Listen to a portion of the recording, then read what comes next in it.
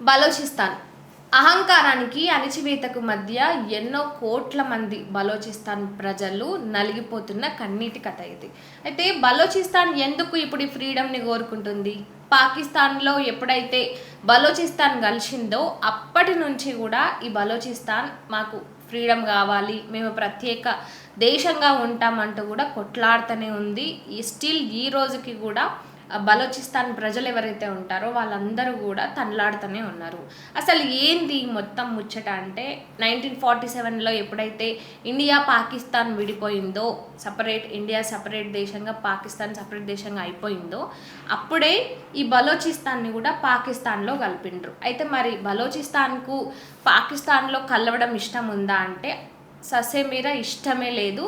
అయితే పాకిస్తాన్ ఇక్కడ కాస్త తెలివిని ఉపయోగించి ఏం చేసిందంటే, ముందుగా ఈ బలోచిస్తాన్ అప్పటి లీడర్ ఎవరైతే ఉన్నారో మీర్ అహ్మద్ యార్ ఖాన్, ఈయన మన ఇండియాకి అప్పట్లో ప్రధానమంత్రిగా నెహ్రూ ఉండే, నెహ్రూ దగ్గరికి అక్కడ కొంతమంది లీడర్స్ని పంపించి మేము ఈ సపరేషన్లో మేము ఇండియాతో కలుస్తాము, మేము ఇండియాతోనే ఉంటాము, ఇండియాలో మా భవిష్యత్తు బాగుంటుంది ఇండియాతో కలిస్తే అని చెప్తే దానికి నెహ్రూజీ ససేమీరా ఒప్పుకోలేదు.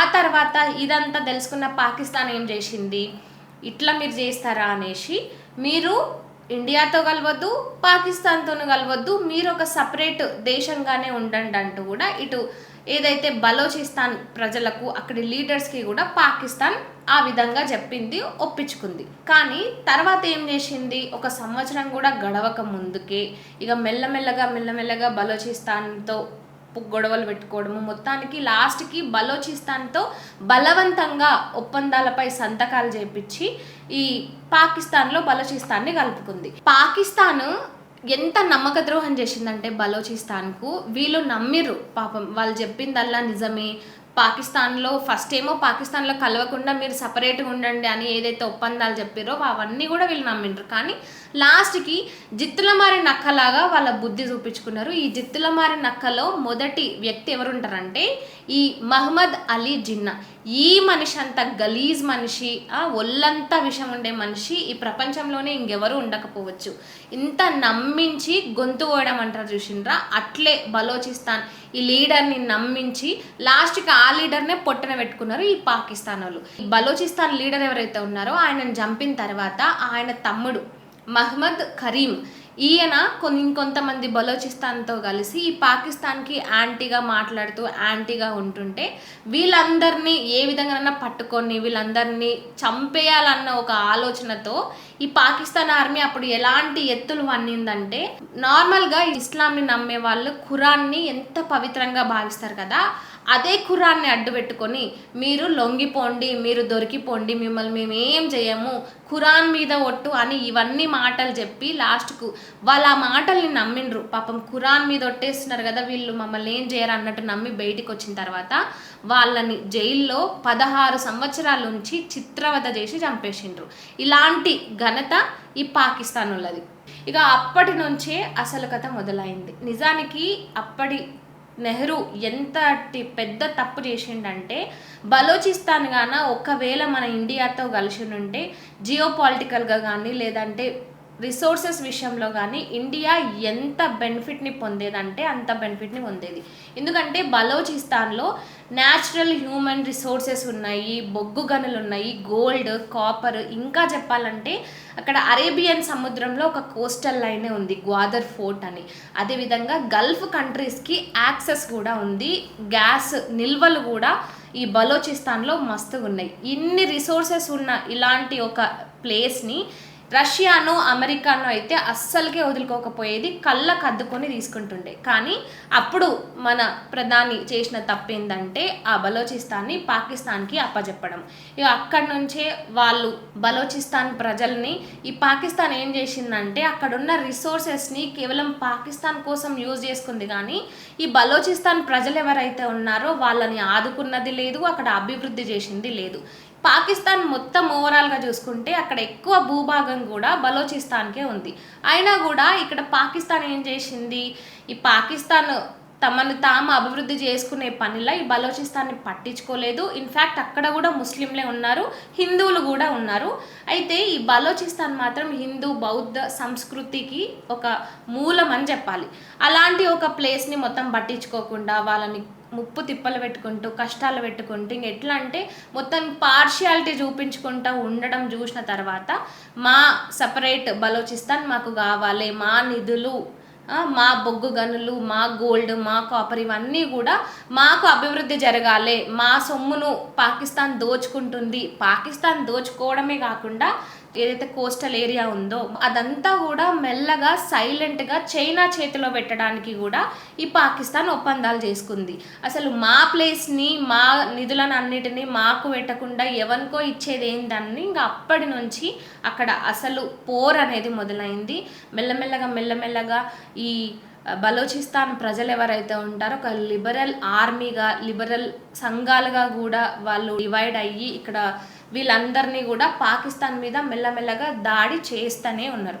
అప్పటి పాకిస్తాను ఎంత క్రూరంగా వీళ్ళ విషయంలో చేసిందంటే ఈ బలోచిస్తాన్ ప్రజలు ఎవరైతే ఒక్కొక్కరిగా లీడర్స్ వీళ్ళకి ఆపోజిట్గా మాట్లాడుతున్నారో వాళ్ళని చిత్రహింసలు పెట్టి వాళ్ళని హెలికాప్టర్లో తీసుకొని పోయి ఒక హైట్కి వెళ్ళిన తర్వాత అక్కడ నుంచి వాళ్ళని వదిలేయడం, అంటే కిందికి పారేయడం, ఇలాంటి శిక్షలు కూడా అక్కడ వాళ్ళు అమలు చేసిండ్రు. ఒక్కరు కూడా పాకిస్తాన్కి యాంటీగా మాట్లాడొద్దు. బలోచిస్తాన్ ప్రజలను ఎంత ముప్పు తిప్పలు పెట్టిరంటే అంత ముప్పు తిప్పలు పెట్టిరు. ఈ విధంగా ఇదంతా జరుగుతున్న టైంలోనే 2016లో ఇప్పటి ప్రధానమంత్రి నరేంద్ర మోడీ బలోచిస్తాన్లో జరుగుతున్న ఈ సమస్యలు, ఈ గొడవలు ఇవన్నీ ఏవైతే అక్కడి ప్రజలు ఎంత సమస్యలు ఎదుర్కొంటున్నారో దీన్ని అంతర్జాతీయ వేదికగా ఈ ప్రస్తావనను తీసుకొచ్చిండు.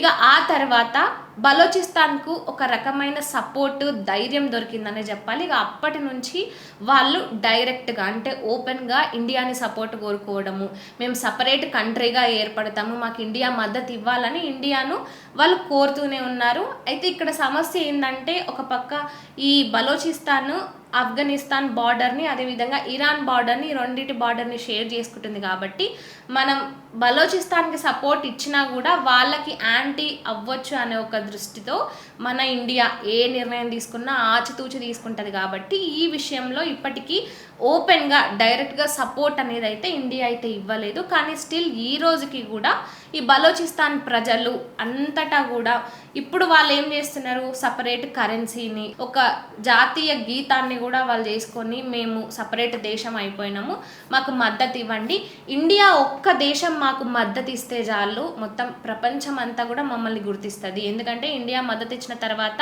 అమెరికా కూడా మద్దతు ఇస్తుంది, ఇలా ఒక్కొక్క దేశం మమ్మల్ని రికగ్నైజ్ చేస్తుంది, మేము ఒక సపరేట్ దేశం అనేది గుర్తిస్తుంది, కాబట్టి మాకు ఇండియా సపోర్ట్ ఇవ్వండి అంటూ ఈ రోజుకి కూడా ఈ బలోచిస్తాన్ లిబరల్ ఆర్మీ ఏదైతే ఉందో దీనికి హెడ్ అయిన లీడర్ మీర్ యార్ బలోచ్ ఈయన ఇప్పటికీ ఇండియా నుంచి సపోర్ట్ కోరుతూనే ఉన్నాడు. మరి దీనిపై ఇండియా సపోర్ట్ ఇస్తుందా లేదా అనేది ఇప్పుడు ఒక పెద్ద క్వశ్చన్ మార్క్గా ఉంది. ఎందుకంటే మొన్నటి వరకు మనం బంగ్లాదేశ్ సపరేట్ అవ్వడానికి ఎంత సపోర్ట్ ఇచ్చినామో చూస్తూనే ఉన్నాము, కానీ ఆ బంగ్లాదేశ్ మాత్రం ఇప్పుడు మనకు యాంటీగా ఉన్నారు. అలా అని వీళ్ళు అట్లే ఉంటారని కాదు, కానీ ఇంకా ఒక ఇంపార్టెంట్ చెప్పాలంటే ఈ బలోచిస్తాన్లోనే హిందూ ఆలయం ఏదైతే ఉందో హింగ్లజ్ మాత ఆలయము, ఈ ఆలయము బలోచిస్తాన్లో ఉంది. బలోచిస్తాన్ ప్రజలు ఇండియా నుంచి ఈ హింగ్లజ్ మాతని చూడడానికి ఒక యాత్ర చేస్తారు. ఆ యాత్రను హిందువులు ఏదైతే ఇండియాలోని హిందువులు ఉన్నారో వాళ్ళతో కలిసి పంచుకోవాలి అన్నట్టుగా ఇండియాకి వాళ్ళు ఎప్పుడు మద్దతుగా ఉంటూనే ఉన్నారు. ప్రధానమంత్రి వాళ్ళకి ఎంత ఇష్టం అంటే ప్రధానమంత్రి ఏం స్పీచ్లు ఇచ్చినా ఏం మాట్లాడినా కూడా వాటిని సపరేట్గా ఏదైతే ఆయన మాట్లాడతారో వీళ్ళ సోషల్ మీడియా అకౌంట్స్లలో షేర్ చేసుకుంటూ ప్రధానిని మెచ్చుకోవడము, ఆయన్ని అభిమానించడము, ఇలా అక్కడి లీడర్స్ చేస్తూనే ఉన్నారు. సో వీళ్ళు ఈ విధంగా కూడా ఇండియాతో మంచి రిలేషన్ ఏర్పాటు చేసుకోవాలి, ఎందుకంటే ఇండియా సపోర్ట్గా ఉంటే చాలు ఇంకా ఈ పాకిస్తాన్ని చిత్తుగా ఇది చేయొచ్చు అనే ఒక రకంగా అక్కడి బలోచిస్తాన్ లీడర్స్ ముఖ్యంగా ఇండియా నుంచి మద్దతు కోరుకుంటున్నారు. మరి వీళ్ళు నిన్న మొన్నటి నుంచి తమ దేశాన్ని ఏదైతే బలోచిస్తాన్ని సపరేట్ దేశంగా అనౌన్స్ చేసుకుంటారో అది నిన్న మొన్న నుంచి చేసింది కాదు, ఒక 1 year నుంచి కూడా ఎప్పుడైతే ఆపరేషన్ సింధూర్ జరిగిందో ఆ తర్వాత ఒక పక్క మన ఇండియన్ ఆర్మీ ఈ పాకిస్తాన్ వాళ్ళని చిత్తుగా చేస్తుంటే, ఇంకో పక్కనేమో ఈ బలోచిస్తాన్ దాదాపుగా 21 ప్లేస్లలో 71 సార్లు కూడా దాడి చేసింది. అంటే పాకిస్తాన్కి కోలుకోలేని దెబ్బ మనం ఎట్లా చేసినామో అదే విధంగా బలోచిస్తాన్ కూడా ఇంకో సైడ్ నుంచి పాకిస్తాన్ని చిత్తుగా నాశనం చేయడానికే చూస్తుంది. సో ఇప్పటికీ కూడా బలోచిస్తాన్ ఇండియా సపోర్ట్ కోరుకుంటుంది. ఇండియా సపోర్ట్ ఇస్తే మొత్తం వరల్డ్ మొత్తం కూడా సపోర్ట్ ఇస్తుంది అనే విధంగా బలోచిస్తాన్ వాళ్ళు అనుకుంటున్నారు. ఇప్పటికీ అన్ని ఏదైతే అమెరికాలో కానీ ఇంకెక్కడ చూసినా కూడా మాకు ఒక సపరేట్ ఎంబసీ కావాలి, మాకు మద్దతు ఇవ్వండి అని కూడా కోరుకుంటున్నారు. మరి చూడాలి దీనిపై ఇండియా ఎలాంటి రెస్పాన్స్ ఇస్తుందో. మరి మీరేమంటారు? బలోచిస్తాన్కు ఇండియా సపోర్ట్ చేస్తే బాగుంటుందా లేదా? మీ కామెంట్ రూపంలో చెప్పండి.